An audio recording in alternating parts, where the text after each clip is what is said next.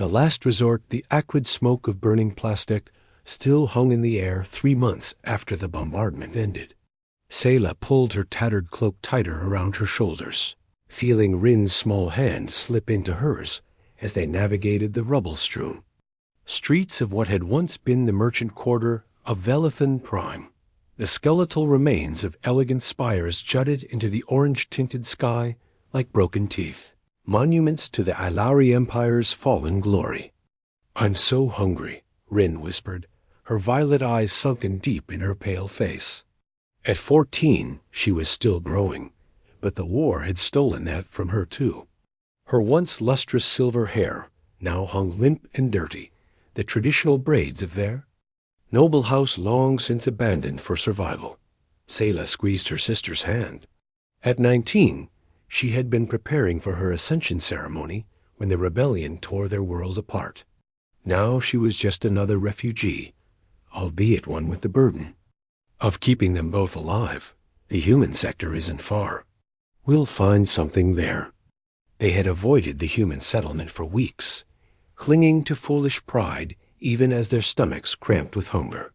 But pride didn't fill empty bellies, and the gangs that controlled the Ilari districts demanded payment they couldn't give at least not in currency. The transition from ruins to the human sector was stark.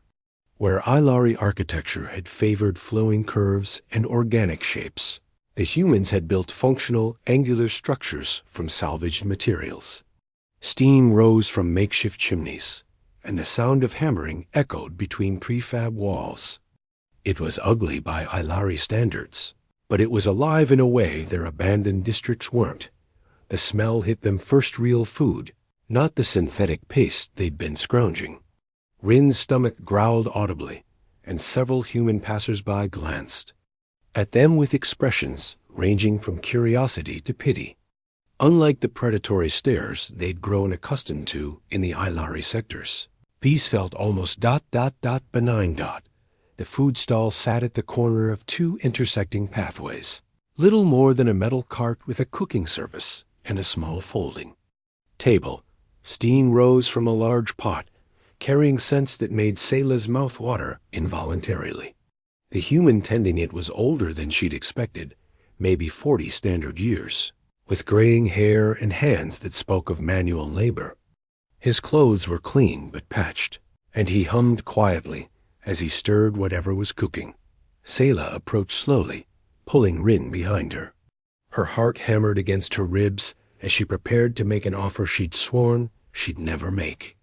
But Rin needed food, and in this broken galaxy, bodies were often the only currency the desperate possessed. The human Malik, according to the crude sun, looked up as they approached, his dark eyes taking in their condition with a single glance. "Please," Sayla began, the words catching in her throat. "We haven't eaten in days. I can ... I'll do whatever you want. Just feed my sister." Unexpected kindness. Malik's face darkened, but not with the lust Sayla had expected. His jaw tightened, and for a moment she thought he might strike her. Instead, he turned away, his shoulders rigid with what looked like barely contained anger. "Sit down," he said quietly, not looking at them. His voice carried an edge that made Sayla instinctively step back, pulling Rin with her. "I didn't mean to offend," she started, but he cut her off with a sharp gesture. "I said sit." He pointed to 2 crates beside his stall. "Both of you."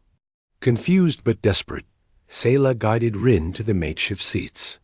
The human's movements were sharp, almost violent, as he ladled thick stew into 2 metal bowls. When he set them down in front of the sisters, his hands shook slightly. "Eat," he commanded, then added more softly, "You're not livestock." The stew was rich and hearty, filled with vegetables and chunks of synthesized protein that tasted better than anything Sayla remembered from the palace kitchens. Rin attacked her bowl with desperate hunger, but Sayla hesitated, watching the human's face. "Why?" she asked. Malik was cleaning his ladle with methodical precision, not meeting her eyes. "Because you're kids. Because you're hungry. Because ... double quotes, he trailed off, shaking his head. Just eat. Around them, the human settlement continued its daily rhythm. Workers heading to the salvage yards, children playing between the prefabs, merchants hawking their wares. It was chaotic but purposeful, so different from the predatory desperation that had consumed the Alari sectors.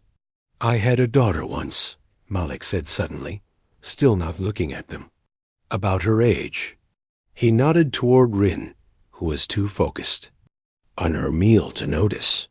Lost her when the coalition burned Earth's agricultural stations.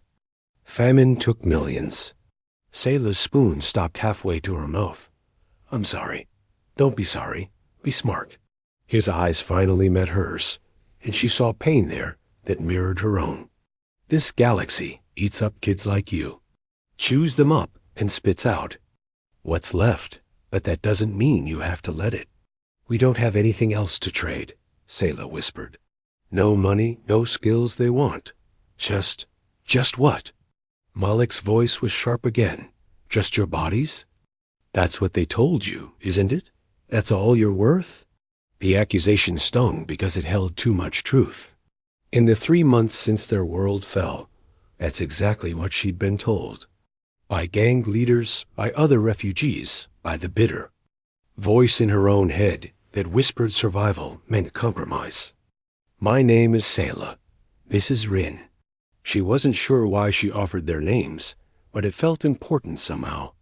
Malik Torres, former atmospheric engineer, current keeper of the worst food stall in the sector. There was a hint of humor in his voice. Now, though, his eyes remained serious. Finish eating. Then we need to talk about what comes next. Next? You can't go back to wherever you came from. Not after this. Word spreads fast here, and there are people who won't like what just happened. Dangerous attention.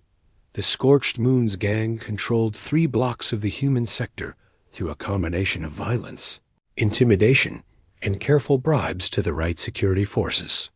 Their leader, Vex Korn, had built his reputation on trafficking drugs, weapons, and most profitably, desperate aliens willing to work for scraps. Vex was examining his weekly take when Gorik, his second-in-command, approached with news that made his scarred face twist into a frown. Boss, we got a problem. That human, Torres, the one with the food cart, he's been giving away free meals. So? Let the fool go broke. Vex didn't look up from counting credits. It's who he's feeding that's the issue. Those Ilari sisters from the Noble District. Word is one of them offered to work for him, if you know what I mean, and he turned her down flat. Just gave them food. Now Vex looked up, his augmented eyes focusing with mechanical precision. Offered to work? That's what the street says. Pretty little things, both of them. Prime merchandise, if someone knew how to handle them right. Vex leaned back in his chair, mind already working. The Ilari had always been profitable. Their exotic looks and natural submissiveness made them popular in certain markets. But the war had flooded the sector with refugees, driving down prices. 2 young nobles, however, untouched and desperate. That was different. And this human just let them walk away? Fed them and sent them on their way. Some kind of bleeding heart, I guess. Or he's planning to keep them for himself. Vex's smile was cold. Either way, he's interfering with business. Can't have that. Meanwhile, in the small storage room behind his food stall, Malik was explaining the situation to Sayla and Rin. The younger sister had fallen asleep on a pile of supply sacks, exhausted by her first full meal in days. But Sayla listened with growing dread. The gangs here make their money on desperation, Malik explained, checking the door's lock for the 3rd time. They let people get hungry, scared, hopeless. Then they offer solutions, protection, work, a place to sleep. By the time you realize what you've signed up for, it's too late to leave. And you've just made them angry by feeding us. Yeah, probably. He rubbed his stubbled chin. But I couldn't stand by and watch. Not again. Selah studied his weathered face. What happened before? Different planet, different war. But the same story. Refugees, gangs, exploitation. I minded my own business, told myself it wasn't my problem. His voice grew quiet, right up until they took someone I cared about. By then, being angry wasn't enough. So what do we do now? Before Malik could answer, something heavy slammed into the stall's front wall. Then again, the sound of splintering wood filled the small space, followed by rough laughter. Torres. A voice called out, "We need to have a conversation about your business practices." Malik motioned for Selah to stay quiet and moved to peer through a crack in the wall. 3 humans in mismatched armor stood outside, weapons visible but not drawn. Yet, Vex's boys, he whispered. They're testing me, seeing how I react. If I come out fighting, they'll claim self-defense. If I hide, they'll call me a coward and escalate anyway. There's a third option, Selah said quietly, which is, let me go out there, give them what they want. End this before it gets worse. Malik turned to stare at her, his expression unreadable. After everything I just told you? My sister will. Be safe. That's all that matters. No, his voice was firm. That's exactly the kind of thinking they count on. Standing ground, Malik stepped outside his stall with empty hands but straight shoulders. The 3 gang members spread out in a practiced formation, 1 directly in front, 2 flanking at angles that would make escape difficult. The central figure, a wiry man with ritual scars covering his neck, smiled with too many teeth. Heard you had some exotic visitors today, Torres. Real generous of you to share your food. Just feeding hungry kids, Jocks. Nothing more to it. See, that's where you're wrong. Jocks took a step closer, his hand resting casually on his sidearm. Those kids are prime stock.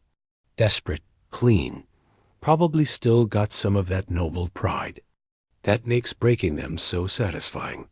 And you just gave away what could have been a very profitable arrangement. They're children. They're commodities. And you interfered with market forces. The gang member's smile widened. Boss doesn't like that. Wants to make sure you understand the economic principles at work here. Around them, other stall owners and passers-by began to notice the confrontation. Some stopped to watch, others hurried, passed with carefully averted eyes. No one moved to help. That wasn't how the sector worked. Tell Vex I'll pay compensation, Malik said carefully. Whatever you think the lost opportunity was worth. Oh, it's way past credits now. This is about respect. About understanding your place in the ecosystem. Jocks's hand moved to his weapon grip. Now, why don't you bring those pretty little aliens out here so we can discuss their career opportunities? No. The simple word hung in the air like a challenge. One of the flanking men shifted nervously, clearly expecting a different response. No? Jocks's voice rose slightly. You seem to be confused about how this works, Torres. We're not asking. And I'm not negotiating. Malik's voice remained level, but Selah could see the tension in his shoulders from where she watched through the crack in the wall. They're under my protection now.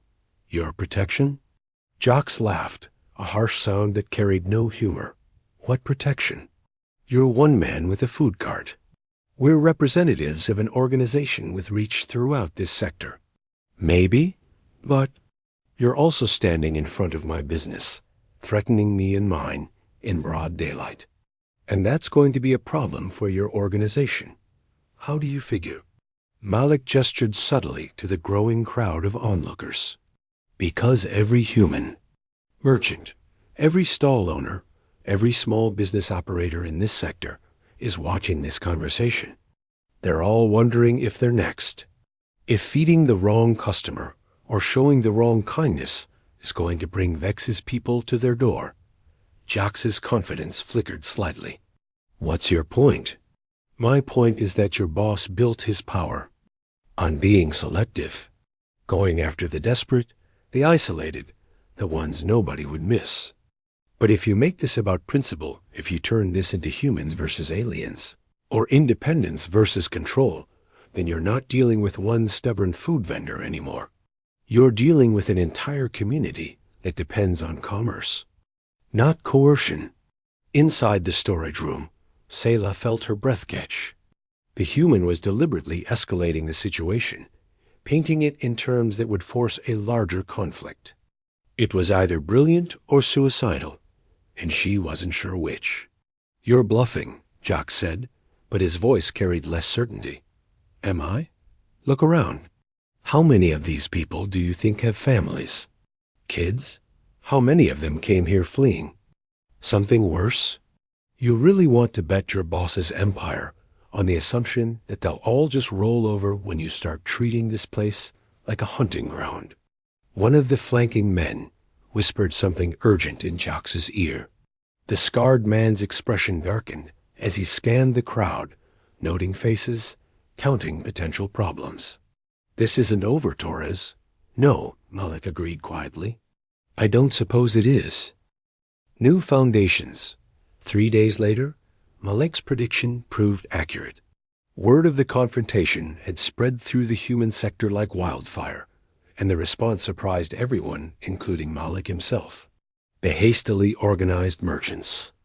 Council meeting filled the largest community space, a converted warehouse that normally hosted weekly salvage auctions. Zara Okafor, who ran the sector's largest electronics repair shop, stood at the improvised podium addressing the crowd.